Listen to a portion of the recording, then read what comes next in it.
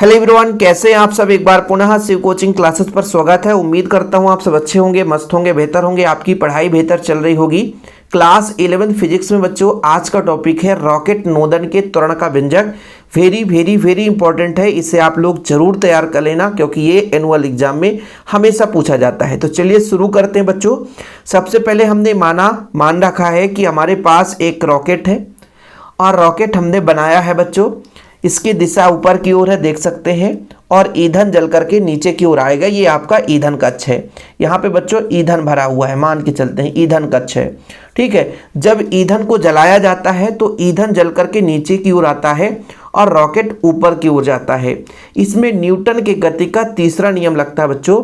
प्रत्येक क्रिया के बराबर एवं विपरीत प्रतिक्रिया होती है। जैसे यहाँ पर आप देख लेना कि भाई साहब जैसे ईंधन जलाएंगे तो ईंधन जलकर गैस के रूप में नीचे की ओर आएगा और रॉकेट ऊपर की ओर जाता है। ऐसे आप लोग गुब्बारे में हवा भर लो और फिर गुब्बारा का जो नीचे वाला भाग है, कहने का मतलब जहाँ से हवा भरते हैं उसको नीचे करके छोड़ दो तो गुब्बारा ऊपर की ओर जाता है। तो वो भी बच्चों रॉकेट के ही जैसे होता है। ऐसे कई सारे दैनिक जीवन में आप उपयोग देख सकते हैं। जैसे मान लीजिए गोली जब चलाते हैं, ठीक है, तो गोली चलाते हैं तो गोली में बस पिस्टन का दबाव लगता है और अंदर बारूद में आग लग जाती है। बारूद का जो धुआं है, जल ईंधन जो है बच्चों, जल करके धुआं के रूप में पीछे की ओर जाता है और जो गोली है आगे बढ़ जाता है। यही सिद्धांत है। जैसे मैं मान के चलता एक छोटा सा गोली है तो यहाँ पे पिस्टन लगा रहता है बच्चों। पिस्टन का धक्का लगता है यहाँ पे ना अच्छा तेजी से, तो अंदर जो बारूद है उसमें आग लग जाती है घर्षण से, और बारूद क्या होता है, जलने लगता है, गैस बाहर निकलती है। तो जितना तीव्रता के साथ गैस बाहर निकलेगा रॉकेट उतना ही तीव्रता से ऊपर की ओर भागने लगता है। ऐसा ही सेम रॉकेट होता है आपका, जो बंदूक में गोली लगी रहती है बच्चों, सेम कंडीशन है दोनों में। ईंधन जल करके बाहर निकलेगा, वस्तु ऊपर उतना ही तीव्रता से आगे की ओर जाएगा। तो ये आपके न्यूटन के गति के द्वितीय नियम से है। अब मैंने माना बच्चों कि रॉकेट का प्रारंभिक द्रव्यमान जब अब जो गति का समय है, मतलब जो समय लगा इसमें 0 है, यानी किसी प्रकार से कोई अब इसमें गति करने के लिए समय हमने नहीं लगाया। तो जब टाइम 0 है बच्चों, टाइम 0 है, उस स्थिति में जो रॉकेट है इसका द्रव्यमान m0 है और वेग v0 है। लेकिन जब बच्चों पृथ्वी के सापेक्ष यदि हम बात करें, थोड़ा बहुत पृथ्वी भी कहीं ना कहीं भाई, जब देखो मैं आपसे गारंटेड कहता हूं कि कोई भी वस्तु है उसका द्रव्यमान अलग है, लेकिन पृथ्वी भी कहीं ना कहीं उस पर कुछ बल लगाएगा जिसके कारण उसका भार बदल जाता है।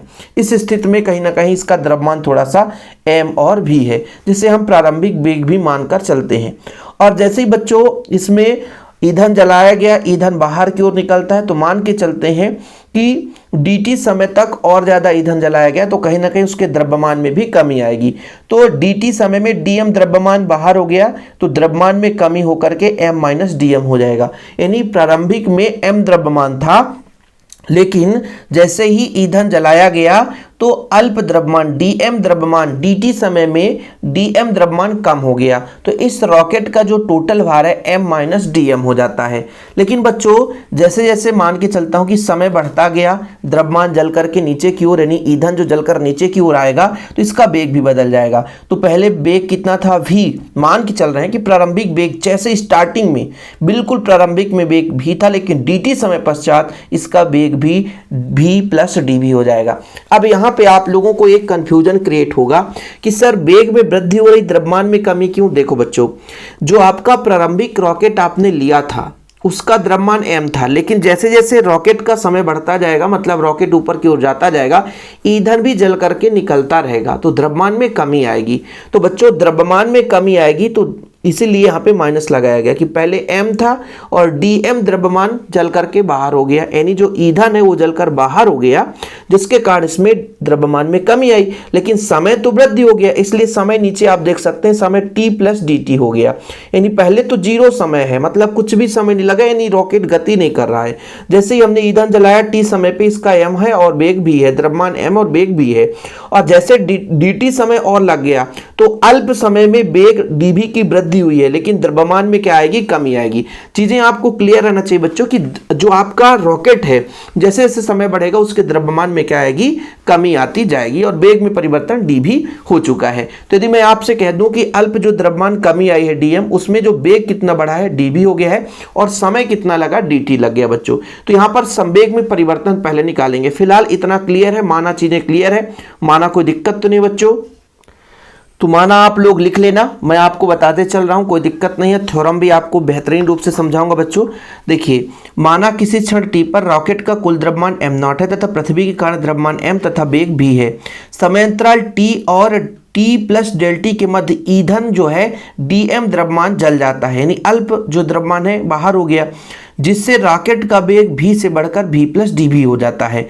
मान लो रॉकेट गैस रॉकेट के सापेक्ष u वेग से ऊर्ध्वाधर नीचे की ओर निकलता है। देखो, मैं ये कह रहा हूं कि भाई साहब, जैसे ईंधन जलाया जाता है, ईंधन जब जलाएंगे बच्चों, तो जैसे ईंधन जो जलाया गया तो रॉकेट का वेग तो भी है, लेकिन ये मानकर चलते हैं कि जो हमारा ये गैस है उसका भी वेग होगा, तो वो u वेग से नीचे की ओर आ रहा है बच्चों। ये मानकर चलते हैं कि ये जो आपका गैस, ईंधन जो जलकर गैस के रूप में बाहर निकल रहा है, उसका वेग कितना है, u है।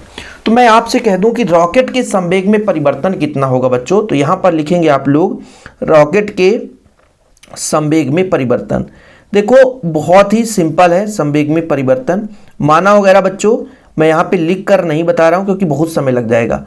तो देखो भाई, कितना द्रव्यमान बचा है, dt समय में द्रव्यमान में कमी आई है, तो अब जो बचा प्रारंभ में m था, और अब जो dm निकल गया उसको घटा देंगे तो इतना द्रव्यमान बचा। भाई dt समय में जो ईंधन जलकर निकल गया है, तो भाई उसको हटाना पड़ेगा, तब ना पता चलेगा कि रॉकेट का द्रव्यमान कितना है। तो संवेग बराबर होता है द्रव्यमान गुणे वेग, और वेग में कितनी वृद्धि हुई है, dv, तो ये हमने dv कर दिया बच्चों। और गैस के संवेग में परिवर्तन, गैसों के संवेग में परिवर्तन, इसका कौन बच्चा बताएगा, बोलो सर। ये तो और सिंपल है कि जो द्रव्यमान निकला है, मतलब ईंधन का जो द्रव्यमान जो गैस में बदला है, वो ईंधन की कमी आई है dm, यानी dm जो ईंधन है वो निकलकर बाहर हो गया, और उसका वेग कितना माना हमने u, ये u वेग से वो निकल रहा है। अब संवेग संरक्षण के नियम से, संवेग संरक्षण का नियम क्या कहता है कि रॉकेट में जितना संवेग में परिवर्तन होगा उतना ही गैस के संवेग में परिवर्तन होगा, ठीक है। तो यहां से आप लोग लिखेंगे कि संवेग संरक्षण के नियम से रॉकेट के संवेग में परिवर्तन बराबर गैसों के संवेग में परिवर्तन। स्टार्टिंग में माना तो आप लिख लोगे, तो रॉकेट के संवेग में कितना परिवर्तन हुआ है बच्चों, m dm, और वेग आपका कितना dv है। लेकिन यहाँ पे गैसों के संवेग में परिवर्तन हुआ है, यहाँ पर आप लिखोगे dm इंटू u।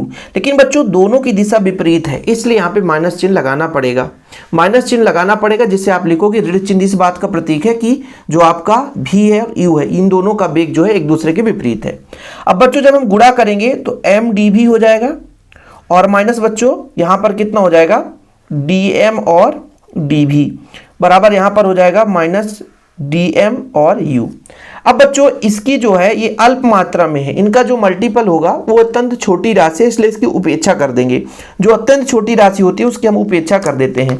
जब उपेक्षा कर देंगे तो हमारे पास बचने वाला है m dv बराबर बच्चों माइनस dm लिखो, और भैया u लिख दो, dm u, मतलब u क्या आपका वेग है, या करके इसको ऐसा भी लिख सकते हो माइनस u इंटू dm।